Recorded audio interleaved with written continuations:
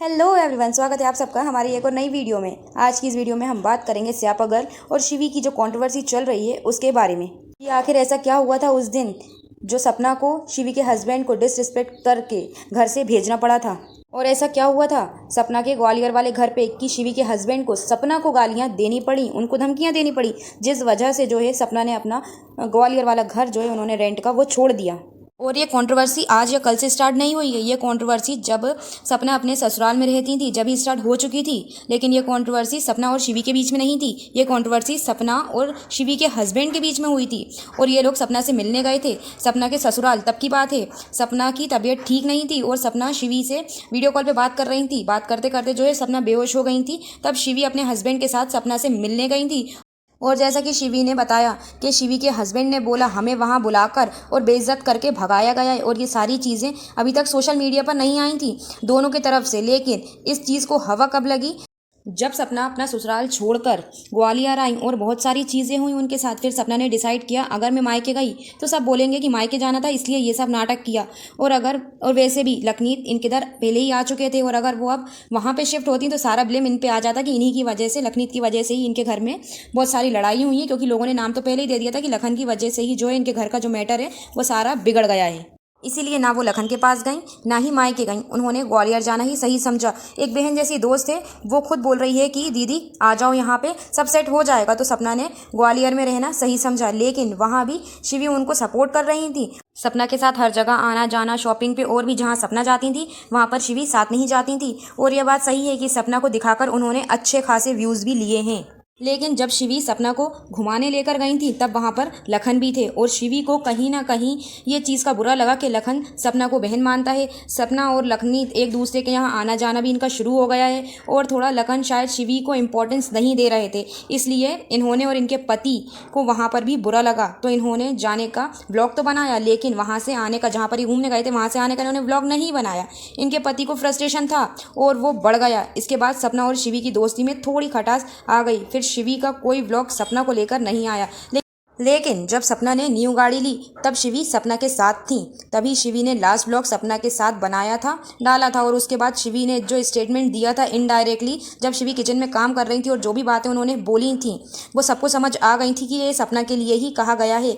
और जो भी लोग सपना को देखते हैं, जो उनके चाहने वाले हैं, जो उनके व्यूअर्स हैं, सब्सक्राइबर्स हैं, उन्हें समझ में आ गया था सब कुछ ये किसके लिए बोला गया है। फिर उन लोगों ने जाके शिवी के ब्लॉग पे बहुत नेगेटिव कमेंट्स भी किए थे। फिर शिवी ने दूसरे दिन व्लॉग बनाया था और उस व्लॉग में उन्होंने क्लियर किया था कि ये सारी चीज़ें जो मैंने बोली थी ये सपना दीदी के लिए नहीं बोली थी, ये रिलेटिव्स के लिए बोली गई थी ये सारी बातें। तो भाई रिलेटिव्स के लिए आज से ही, मतलब इसी टाइम पर ही क्यों बोली? क्या पहले रिलेटिव्स आपको देखते नहीं थे?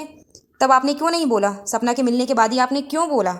और ये सारी चीज़ें जो भी शिवी ने बोली थी ये फर्स्ट टाइम उन्होंने अपने व्लॉग में ऐसे स्टेटमेंट दिए थे। इससे पहले शिवी ने अपने व्लॉग्स में ऐसे स्टेटमेंट दिए ही नहीं थे। तो कहीं ना कहीं जो सपना को चाहते हैं वो समझ गए थे, क्योंकि सपना की वजह से ही आज जो बहुत सारे लोग हैं वो शिवी से कनेक्ट हुए हैं, उनको देख रहे हैं। क्योंकि जहाँ पर सपना का साथ सबने छोड़ दिया था वहाँ पर शिवी ने उनका साथ दिया था। तो शिवी को बहुत अच्छी बहू, बहुत अच्छी बेटी और सारी चीज़ शिवी को लोग मान रहे थे कि बहुत अच्छी दोस्त हो।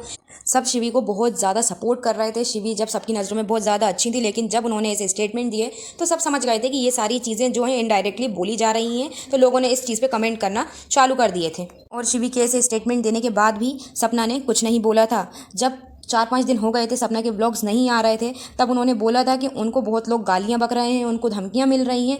तब तक लोगों को जब भी समझ में नहीं आया था कि ये सब शिवी के हस्बैंड ने किया है। लेकिन जब सपना के घर खाली करने वाली बात सामने आई, जब उनको अपना घर खाली करना पड़ा, तब शिवी वहाँ नहीं थी, ना सपना ने शिवी की कोई बात की थी।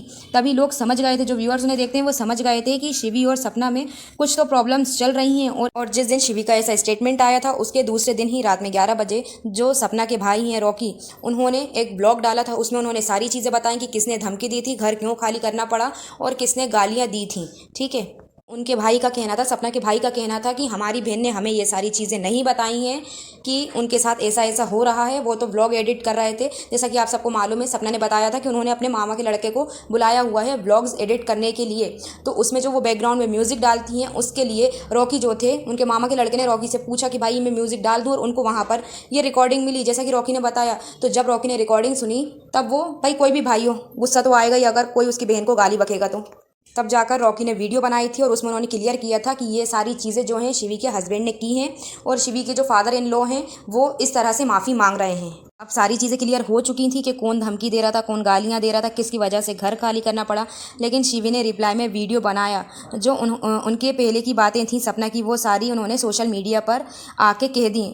लेकिन पहले की बातें अभी करने का कोई सेंस नहीं था। व्यूअर्स तो ये जानना चाह रहे थे, ये पूछना चाह रहे थे कि भाई अगर शिवी आपके हस्बैंड ने गाली दी तो वो किस बात के लिए गाली बकी उन्होंने। लेकिन शिवी ने वो सारी बातें नहीं करी। उनका जो पिछला जो भी सपना ने उनसे बातें करी थी बहन समझ के या दोस्त समझ के उन्होंने वो सारी बातें रखी। लेकिन उन्होंने अपने व्यूअर्स को इस चीज़ का जवाब नहीं दिया कि उनके हस्बैंड ने क्यों गाली बकी, क्यों इतनी लड़ाई हुई, बातों को क्यों इतना घुमा फिरा रही हैं। भाई सीधी सी बात है, आपके पति अब क्यों सामने नहीं आ रहे हैं? भाई व्यूअर्स को जवाब चाहिए, वो दीजिए ना। बातों को क्यों घुमाया जा रहा है कि आपके पति को सपना ने क्यों भगाया था, आपके पति ने सपना को गालियां और धमकी क्यों दी। तो दोस्तों ये थी आज की वीडियो, मिलते हैं बहुत जल्द एक नई वीडियो में, तब तक के लिए बाय।